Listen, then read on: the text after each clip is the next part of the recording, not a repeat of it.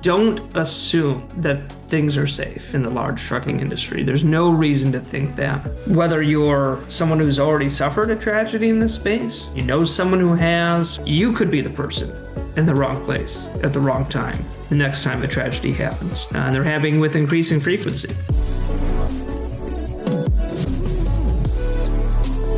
I'm attorney David Craig, managing partner and one of the founders of Craig, Kelly & Faultless. For over 35 years, I've dedicated my career to helping individuals and families who have been seriously injured or lost loved ones in devastating semi-truck, large truck, and other commercial motor vehicle accidents. When tragedy strikes, life can feel chaotic, overwhelming, and uncertain. Many people don't even know where to begin or what questions to ask. That's why I created After the Crash, a podcast designed to empower you with the knowledge and resources you need to navigate these challenging times. In each episode, I sit down with experts, professionals, victims, and others involved in truck wreck cases to give you insight, guidance, and practical advice. Together, we'll help you understand your rights, protect your family, and move forward. This is After the Crash. Ladies and gentlemen, welcome to another episode of After the Crash. Today we have Zach Cahalan, who is the executive director of the Truck Safety Coalition, which is an advocacy group that sticks up and fights for the victims of truck wrecks and the folks that are injured in semi-truck and commercial motor vehicle wrecks throughout this country. Zach, welcome to this episode. Outstanding. Thanks so much for having me, David. And so you guys are the voice of the victims of truck wrecks, and talk a little bit about that and what your group does and where you're located at. Sure. Yeah, you got it. Well, we're based here in Washington, D.C. And at the end of the day, we've been around 30 plus years. I have a lot of, if you will, kind of successes to our name that we're very proud of, if you will, skins on the wall. But we exist to provide compassionate support to victims and survivors of truck crashes. Those who survive a crash, all the impacted family members who lost a loved one. And a portion of those folks want to make a difference. They want to make sure that pain, that preventable tragedy does not happen to someone else. For some, it's a way to cope with their grief. For some, it's just a way to give back. Whatever the motivation may be, we help them do that. We help them tell that story. We help make sure that crash, that tragedy is never forgotten. But specifically, we're going to help them to tell that skillfully to members of the media, to regulators of the industry, to policymakers. As you and I both know, there is no shortage of opportunities that one could look at if safety was truly the top priority. There's many, many ways we could be doing better. And unfortunately, as you and I both know, the safety on our highways as it relates to semis and commercial motor vehicles is getting worse, not better. And we're seeing that, and I'm dealing with it, you're dealing with it, and you're speaking up for these victims. And I'm like you. I mean, I've been doing this for 38 years, and I've never had a client come to me and say, how much money is my family going to get? They always come to me saying, why in the world did this happen? How did this happen? How could this have happened? What could be done to change it so that another family doesn't have to go through what I've gone through? And I love the fact that you guys are their voice in Washington. I know, like, for example, I just read an article in the Washington Post that interviewed you. You're publicly, you're out there talking and explaining why things are dangerous, how things could be made safer, how we all could be protected. And quite frankly, as we get, this is being shot and filmed on a holiday weekend, unfortunately, there's going to be more fatalities this weekend. There's going to be more people on the roadway, and the more people are on the roadway, unfortunately, the more they're going to run into, the more likely they are to run into a bad truck driver or trucking company. I mean, I think last statistics I saw, like in 2022, over 6,000 fatalities. Does that sound right? Yeah. just over 6,000 in 22. The 23 figures are out. They did go down a bit. We're at nearly 5,500, 5,500 deaths, 150,000 injuries. And so, well, of course, you're encouraged to see a dip, but we have to recognize that we were at record highs, prior to this 23 data coming out. Truck crash fatalities have increased 62% since 2009. Almost any state, we're doing this as we're helping victims talk to their policymakers. You're seeing some states had an increase of 226%, even using the most recent, data available. So it happens far more frequently than one might think. It's one of those deals that, I don't think most people, myself included, until you get involved in this sort of work, you never think about. You know what? Why would you? It is rarely in the spotlight. There are times, and when those times happen, we have to try to educate, to your point that you were saying earlier. But it is far more common than people realize. And again, there's much to be done to make a difference. Well, we're a supporter of Truck Safety Coalition. We have supported you for the last couple of years. We'll continue to support you in the future because anything that can be done that brings awareness to these issues is critically important, I believe. Yeah, no doubt about it. And we like to tell folks. I mean, for folks who support us, and thank you, of course, for your continued support. The life you save might be your own. I mean, you really don't know. For most of the people, I'm sure that you've worked with that we see in our community, we've got over 300, close to 400 folks, a part of our, if you will, truck crash victim and survivor community. Their only sin was to be in the wrong place at the wrong time. They're no different than me. They just were in the wrong place at the wrong time. That could have been me. That could have been my family member. There's nothing that makes me special to have avoided this fate. And that is very motivating. Absolutely. Well, and for people who are in this industry, I get hired almost weekly from folks who've been involved in commercial motor vehicle wrecks, and for you because you're seeing what the effects are. But to so many people, they don't realize, and I get nervous that the equipment that we're seeing on the road, the drivers that we're seeing on the road, the trucking companies that we're seeing on the road, they're getting worse. I guess not all. Some companies are really good. Sure. Yep. And there are good companies that care, that follow, that are advocates for safety and pushing for a variety of the same things you and I might be pushing for. Sure.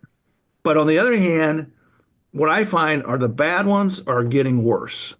I think that's fair. And I think, to your point, we're not going to paint with a broad brush here that, there truly are top-notch companies out there who do their best to do right by safety. And that needs to be applauded. I do think that's the exception, not the rule. When we look at the quantity of carriers, you got almost 1 million carriers out there. And while, yes, there are a lot of regulations that exist, we refer to them as Federal Motor Carrier Safety Regulations, the FMCSRs for the uninitiated. There's very little that pushes people toward compliance. And you and I both know we don't just want compliance. I mean, compliance is the floor. You want a safety culture. You want to be one of those exceptions, right? Those great companies that really pursue safety regardless of the cost.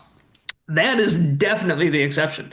That much I think we can agree on. But just we developed a little quiz on our website at trucksafety.org. Folks can look at, and we asked some basic questions that typically surprise people.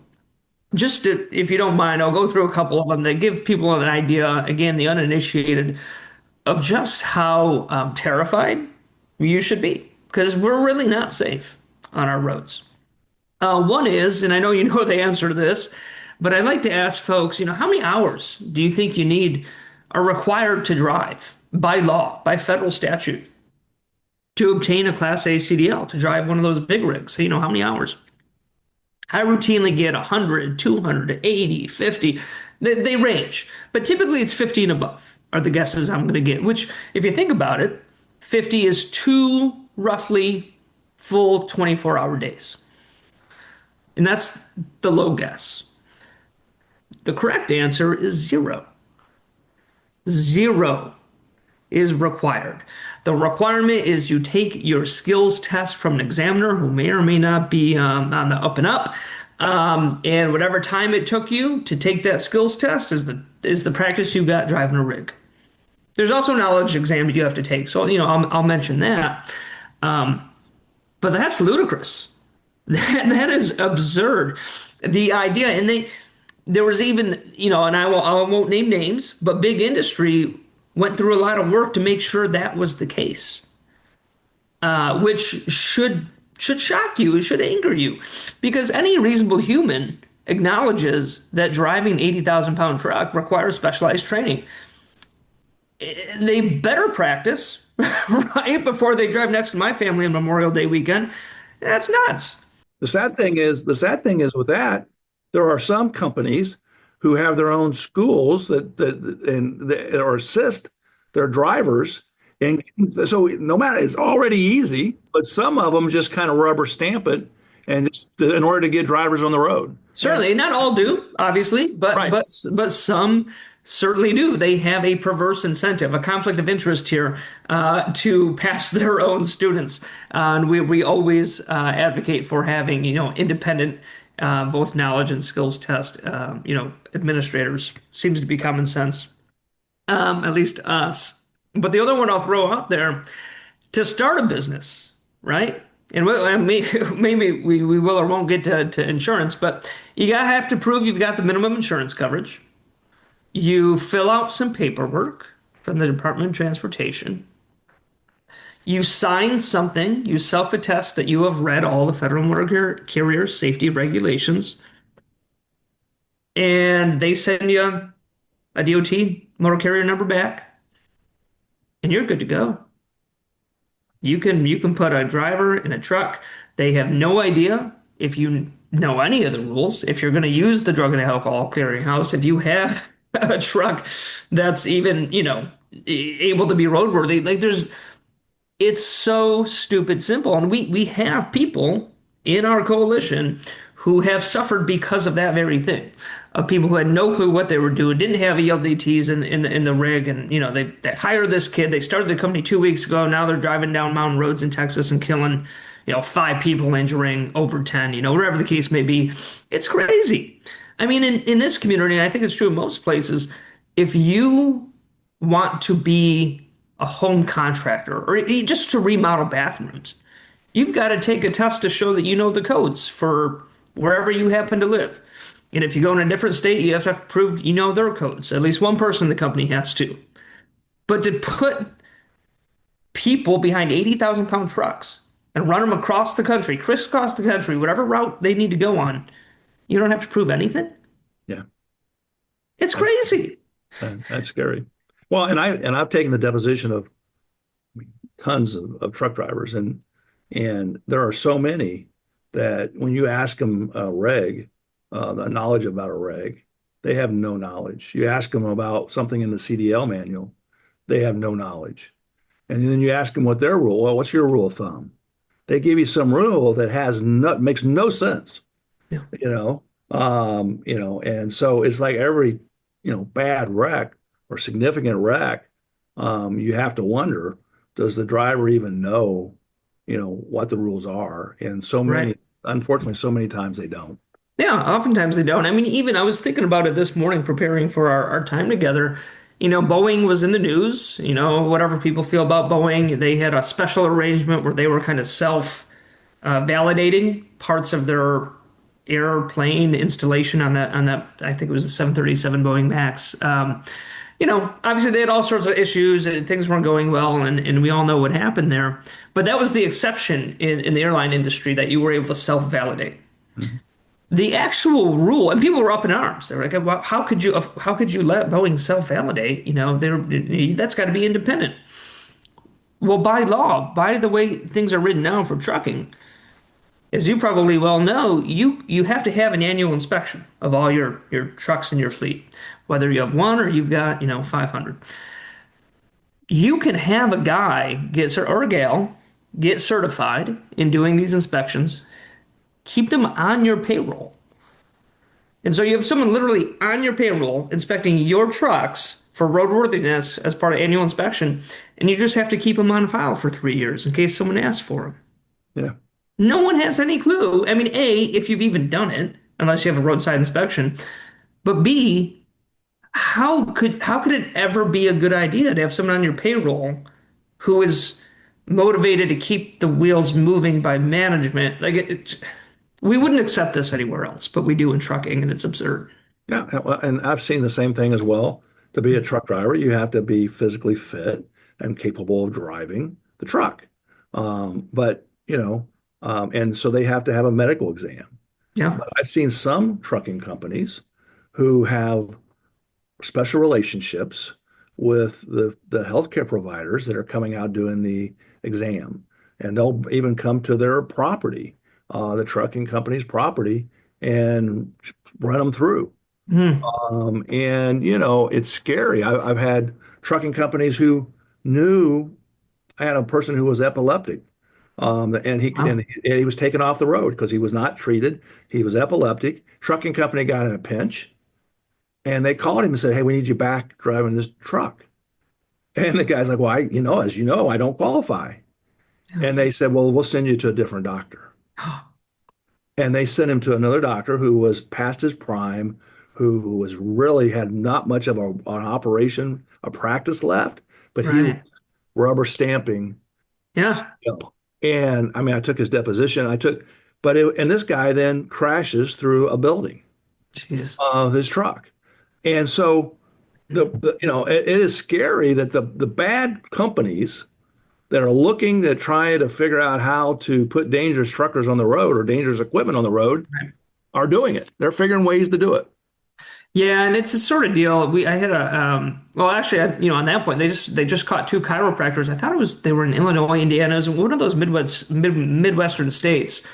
They had issued like 115,000 fraudulent exams, I feel like, in a year and a half. Like it was nuts in 18 months' time. Well, But and I some was people gonna don't even say, realize a chiropractor can do that. yeah, I know it's wild. That's Chiropractor, a different. yeah, it's a whole different side. Uh, But I mean, yeah, most people would probably be shocked that they would probably think that a medical doc. I mean, if you're going to drive 40 tons, that you would have to have a medical doctor certify that you're healthy enough to do that. But in fact, there are exceptions, and chiropractor is one of yeah. them. I So was just talking. There's a person in I think it was in Illinois. She's doing a fellowship with a major media outlet, and she's going to be doing a special story on trucking specific to Illinois. And she's learning a lot, right, by fire hose, just about the industry in general. And one of the comments I ended up making to her that I would stand by and stand on is, with again the number of carriers that exist. If you need someone who is willing to cut corners and circumvent the rules in order to meet the rate, the low freight rate, whether you're a broker or just a shipper finding it yourself, you can find someone. It is not hard to find someone willing to break the rules when you have this many bad apples, as the term I use, because there's very little. We've talked about the barriers to entry, they really don't exist.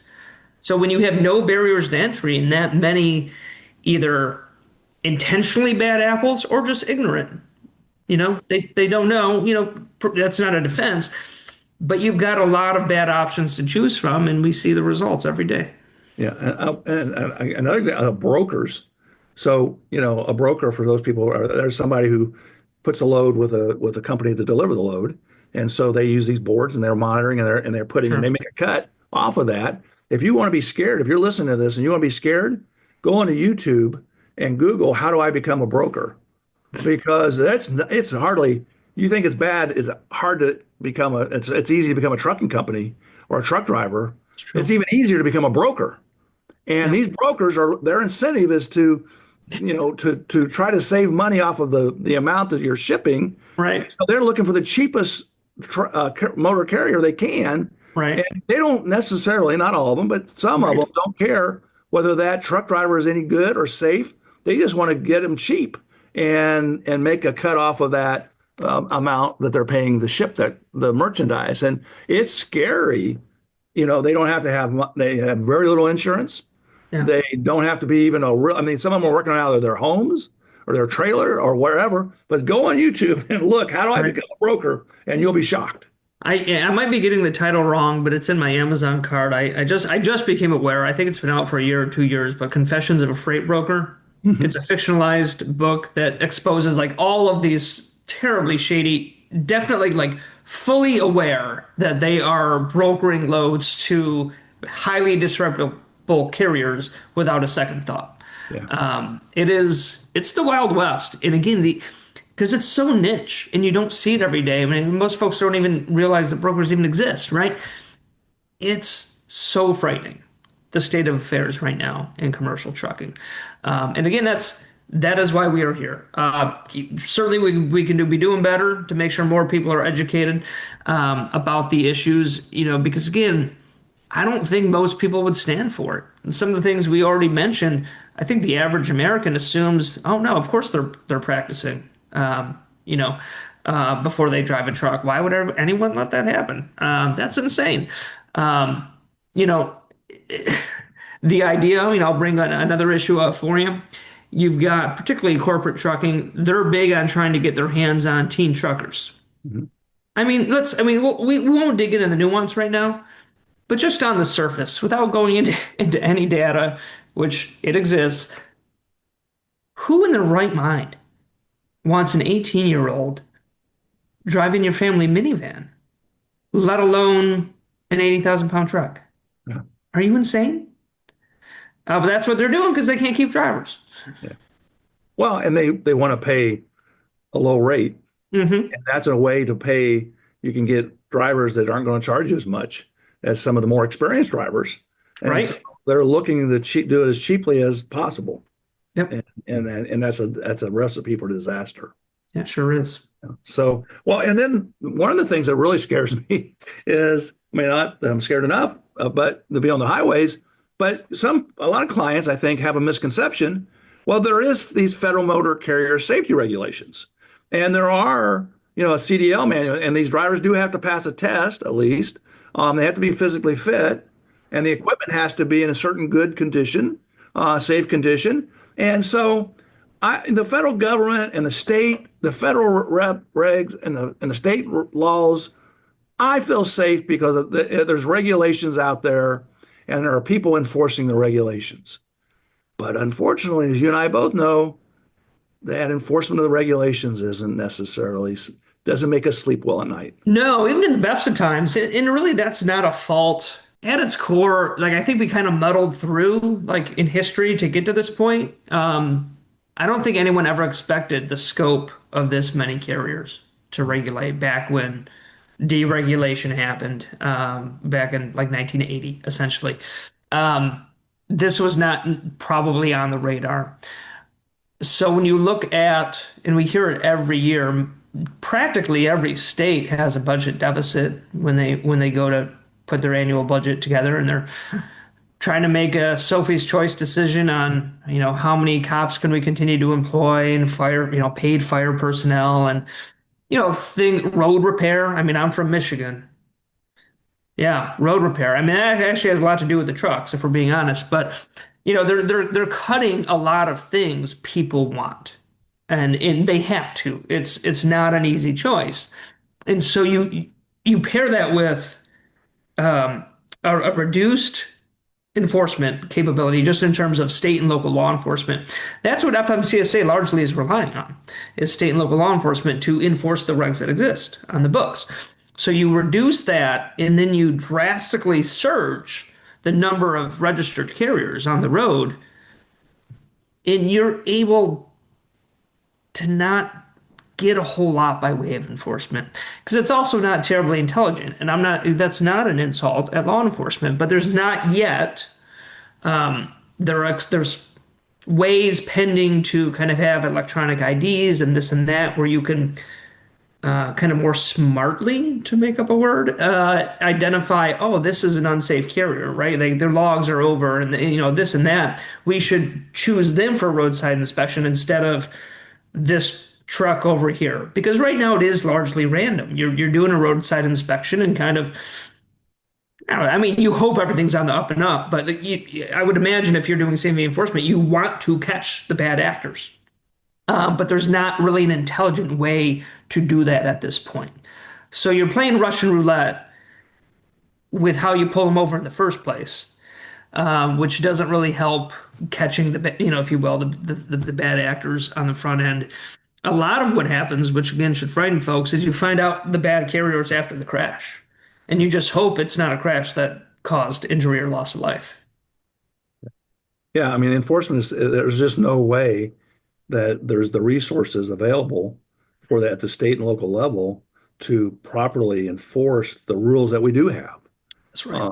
And so when you're on the roadway, and then I don't know how many times I've taken a truck driver a deposition of a bad trucker, and they will avoid way stations. Oh yeah. They'll encourage their drivers to look for ways that they become even less likely to be stopped or checked. Hmm. And so if you're on the roadway, you cannot assume that the truck that's riding next to you is safe because we have these rules. Oh gosh, don't get me started. So two things on that. So one, just on the enforcement, I saw that New York City had put some automatic scales in on some of their bridges. I don't recall which ones. They're going to expand the program to all the bridges. They were finding that large trucks, and I don't want to be making up the statistic. I thought it was roughly 90%, but I'll just say 70 to 90%. Have to find the story. Were overweight. And particularly, that's obviously increasingly bad for bridges, but I wouldn't be shocked if most trucks are overweight on the road, regardless of if they have an actual exemption. But the thing that also drives me nuts, to your point, we're talking about the truck next to you on the road. Are they going to be likely to be safe or not?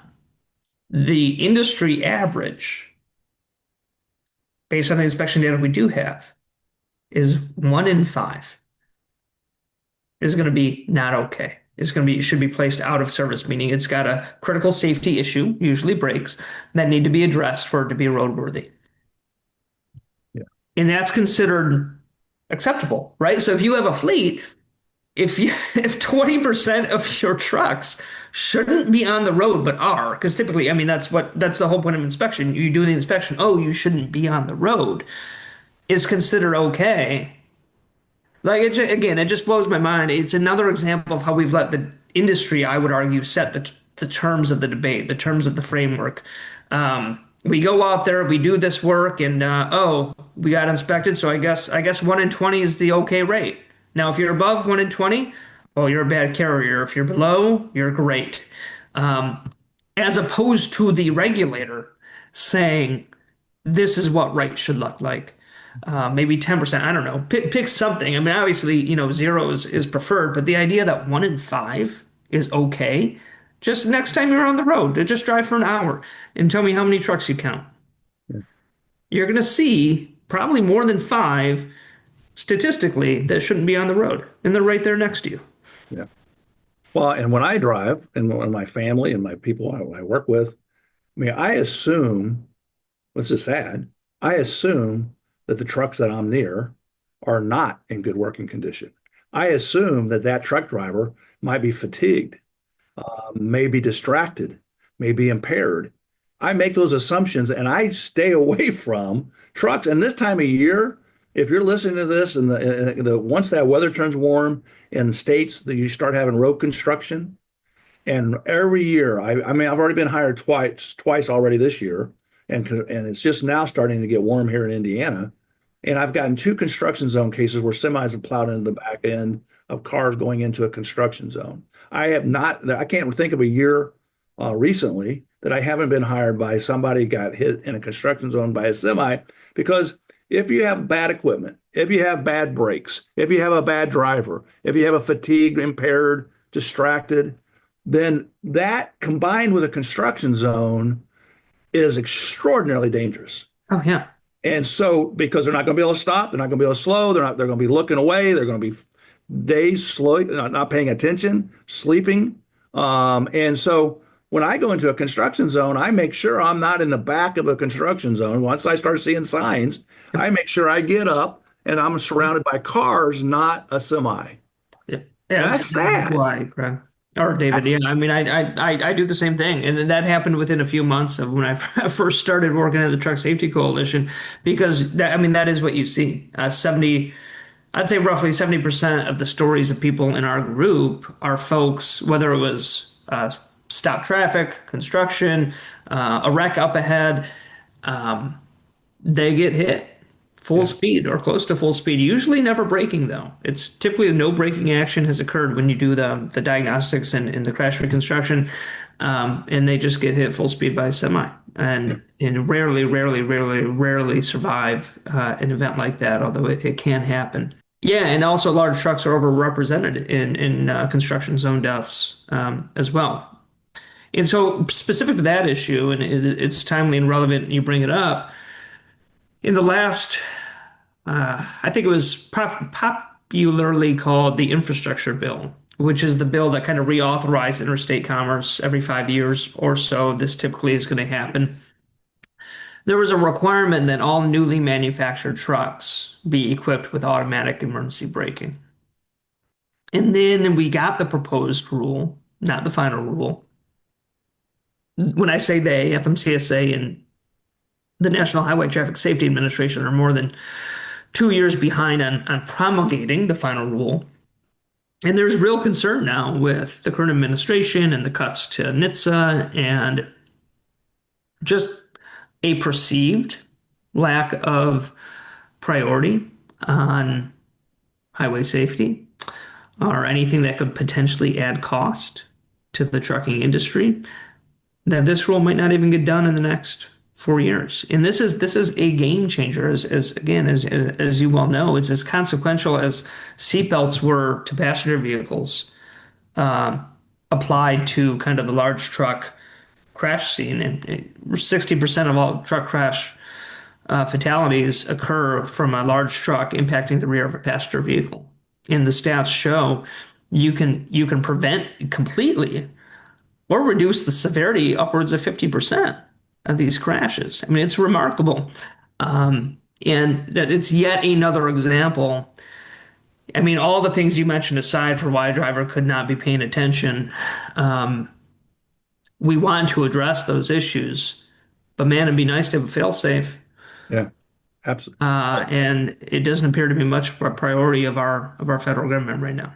Yeah. The automatic emergency braking. I mean, a lot of people now who get new cars, they have that technology in their cars, Yeah. but and it's available on the new tractors. Yep. I just had a case over in Illinois where, it's a new Freightliner. It certainly had the ability to have it. You can get the equipment, and the trucking company chose not to have that equipment Hmm. added on because it saves some money. So And marginal too. allegedly save money. Now I would Yeah. argue that it doesn't, but they knock it off the sticker so that they can sell more trucks, and so this trucking company doesn't have this equipment, and that there's no question from my experts that that would have saved a life That's right. had it had equipment, and it's there, it's available, I mean it's not that expensive to add, No, and it's yet not. You're right. It's particularly on new trucks now because it's coming at scale. It is not expensive. Like the what they saved was so marginal. And then even if because again, most of the trucks on the road are older.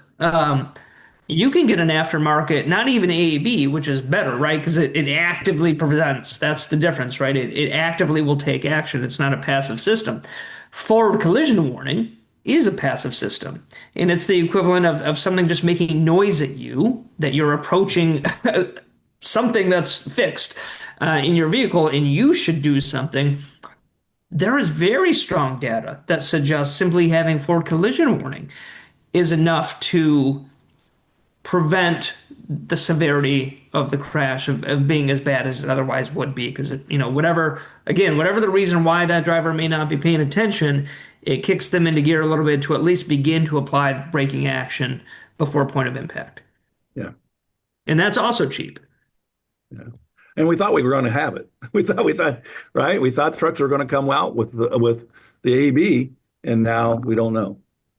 Yeah, I know it's funny. We've had I've had a number of you'll enjoy this. A number of officials and companies come to, I'll say, to the Truck Safety Coalition and organizations saying, "Hey, you should get behind some bill. I can't remember what they call it. Basically it's to get rid of the excise tax on newly sold semis. They think it's unfair. It's yada yada yada. And sure, it's high, and they call it's something the safe trucking bill. It's got the word safe in the title. And so I spoke with these folks and said, hey, well, what makes it safe? Like, when you're saying in writing, again, if it's not in writing, it doesn't happen. What kind of newly manufactured trucks qualify as safe? Like, are they going to have automatic emergency braking, advanced driver assistance systems, like lane departure prevention? Like what are the things, or at least warning, right, that are going to help deter crashes? And the answer I got back was, oh, well, just new trucks come with it anyway, so we're not going to write it in. So, well, I guess we can't get behind Yeah. it. Another thing people don't realize is that, I mean, there are speed limiters have been available to the trucking industry for years. Yeah. In Canada, I think that they're required. It's just, and so some trucking companies have speed limiters, and a Yep. speed limiter will limit the maximum speed of a truck. But at the same time, I see that technology is available. It's not being used by the majority of truckers. And not only that, I mean, so we see the faster the truck going, the harder it is to stop it, and the worse the wreck is. I mean, that's just it's kind of common sense, right? And so everybody should understand that concept. And so let's limit the speed of the truck so that we can save lives. Well, not only here and like in Indiana, not only are we not requiring speed limiters, but we're going to raise the speed limits now. And so now speed limit, I for years I've seen speed limits coming down, trucking speed limits coming down, but now we're raising the speed limits, Right. and that's just going to cause more people, in my opinion, to get killed as a result of. Oh, no, you're spot on. I mean, 20% of all fatal crashes occur at speeds 70 plus miles an hour. That's the data. And FMCSA, as you know, took an effort to propose. Did they ever get to the proposal stage? I think it doesn't matter. The technicalities don't matter, but they started going down the road of a renewed effort at speed limit rulemaking during the last Biden administration. Um, Never took really meaningful steps to get it done. But I say that to say when you propose something like that, even to say, hey, we have this idea, we would like to seek public input, you have to justify why you have the idea. And so by FMCSA's own calculations, this would save thousands of lives. And yet, when I say we, as a government, I won't say society, I'll say as a government, a choice is made not to pursue that. And I've heard it said unofficially that, well, it would be too onerous and unfair to owner operators. Mhm. I understand. I don't understand the argument, right? Another side story. I'll loop back. We could talk autonomous trucking too, but I was talking to someone who was doing a pilot route. It's now gone bigger, right, in Texas, like everything in Texas. But when they were initially doing some of these pilot routes with AV trucks, they're designed to only go the speed limit. And the partner they were working with um, had severe doubt that this was going to work because how were they going to get their goods on time if the truck wasn't speeding? Because that's how the routes are actually designed. Um, is that you're probably going to have to speed to make it on time, which is just, again, ridiculous and goes to show how little safety is prioritized in the first place when it comes to the trucking sector. But yeah, speed limiters is an incredible opportunity. We know it would save lives, and yet there are officials at FMCSA who view their job as keeping everything balanced, right? We can't let the owner operators and the large carriers get too much of an advantage, competitive advantage over each other. We got to try to keep the playing field equal. And oh yeah, victims, we got to make sure victim, got to throw a little bit to victim. We just got to keep the system stable, as if the system is optimized for safety in the first place, which it's not. And that's again why we need families to be telling their stories, why we need them coming with us we've got a big training coming up at the end of the month in September. You can learn more on our website at trucksafety.org at the special events section, where we're going to train victim families and how to tell their stories. Go visit their policymakers. Some of them will visit regulators as well and explain quite movingly why this matters. This isn't a game where we're trying to keep everyone equally upset. That is not at all the game. It's not a game. It's not even a game. We're trying to save lives. And in theory, that's your mission too, Federal Motor Carrier Safety Administration, but you don't seem to share it. No, and we see it day in and day out, and that's why I think it's important, if you're watching this and you happen to be a victim, to reach out to Truck Safety Coalition. Certainly, I've taken a different view than I used to, um, in the sense that it was my clients, my client's business, but we're now being more aggressive and finding that more of our clients have an interest in advocating for change, and at least talking to people about that in the beginning. I tend to wait till cases are over.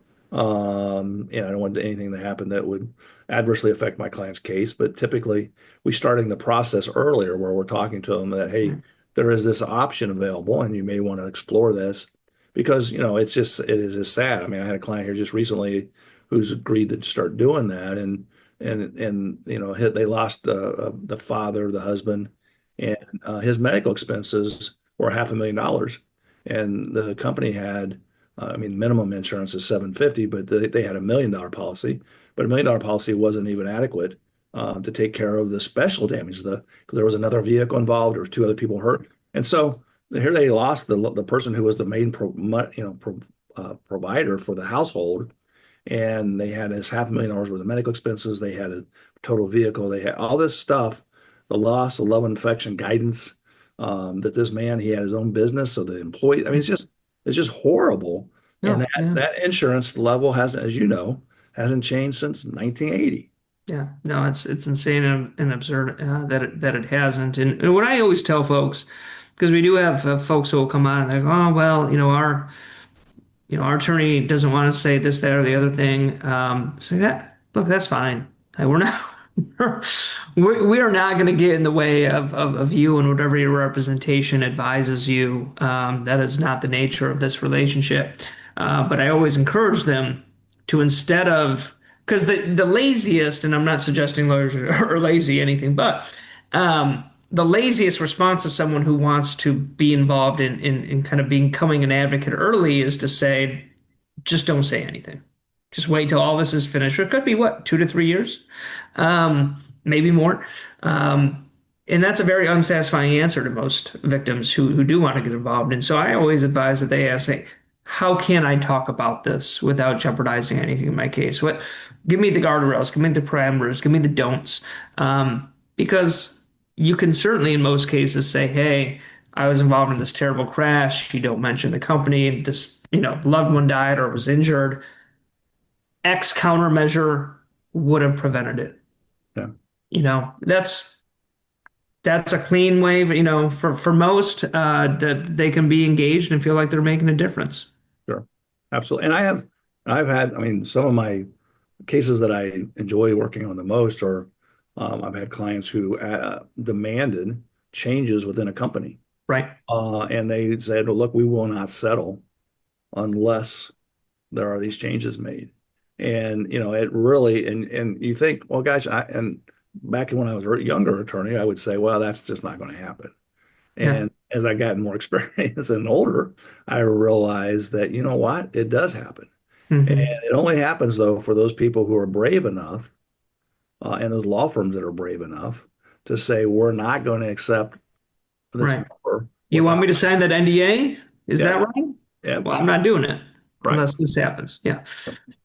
And so I've had clients, and we had one that changed their sleep policy, and for the whole company. And I know as a result, and it was confidential, we couldn't disclose who it was, but Hmm. I know for a fact that the changes that were made probably are saving lives throughout the United States because they're that big. So, Yeah, no it's doubt. just fighting for things, not only the awareness, not only the lobbying efforts, but also just fighting for changes within the industry when you have a chance to, when you have the And, power. and it makes a difference. I don't know if you watched the most recent NTSB board meeting, and they covered that motor coach crash in Illinois, where the bus hit a number of parked semis on an exit ramp, and it was Greyhound. Yeah, everyone knows it's Greyhound was the Right. motor coach. But I didn't know this. Apparently, they got sold in the past few years. There was all this transition, and allegedly, they used to have kind of policies that supported better sleep beyond compliance. Like essentially, they didn't have their drivers on a variable sleep schedule.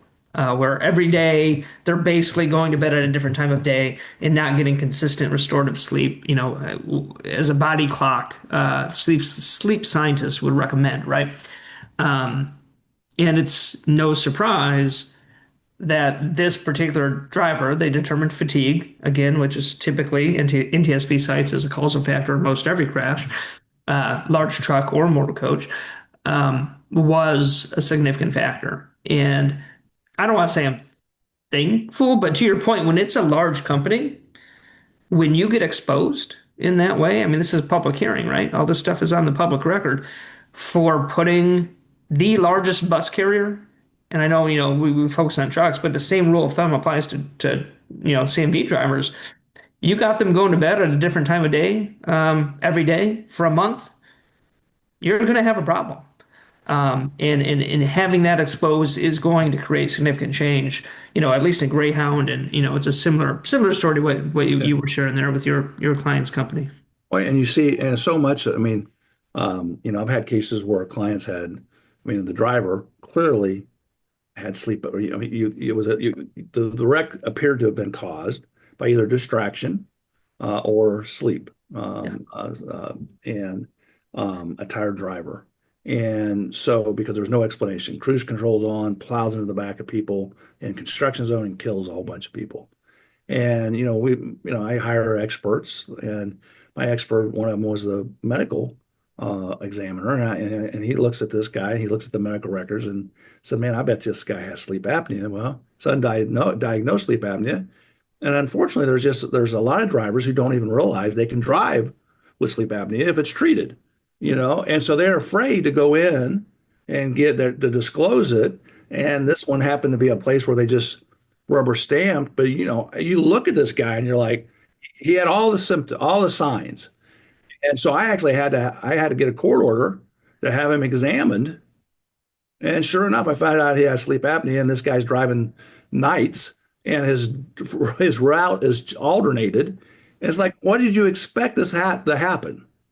Well, I mean, it's not surprising, I'll say, to hear you say that. And the history on that a little bit as far as kind of legislation is concerned, I believe it was the FAST Act, which is the same version of that reauthorization bill back in 2015. Elements of industry got it put into law Mhm. that FMCSA cannot require a sleep apnea screening Mhm. um, as part of their medical exam, despite the fact they had two different groups, like two different scientific advisory councils, at FMCSA were in writing approving. And when I say screening, I don't mean the actual test. It's the screening, like, hey, you meet whatever the threshold is. You have 7 of 10 or 12 risk factors. You need to be referred for a formal sleep apnea study, slash screening to determine what's going on. Um, and they saw the writing on the wall and got Congress to prevent FMCSAs from taking action. Now, I would like to point out, without getting too again into the weeds, that the same Department of Transportation that includes the FAA. Do you think pilots are allowed Yeah. to drive a plane without ever being screened for sleep apnea? Just No, I'm sure you already know the answer. Oh, what do you think, David? no, Hell no. no, Are you insane? no. And yet we allow it again for drivers of large trucks who, again, several studies, we don't really know. Several studies suggest that the rate of undiagnosed sleep apnea, it's in fact on our fact sheet. If you want to go to our website, get educated in fact sheets on the driver fatigue. The second page is all about sleep apnea. And I don't have it in front of me, but it's anywhere from 70 to percent plus drivers likely have undiagnosed sleep apnea. Yeah, scary.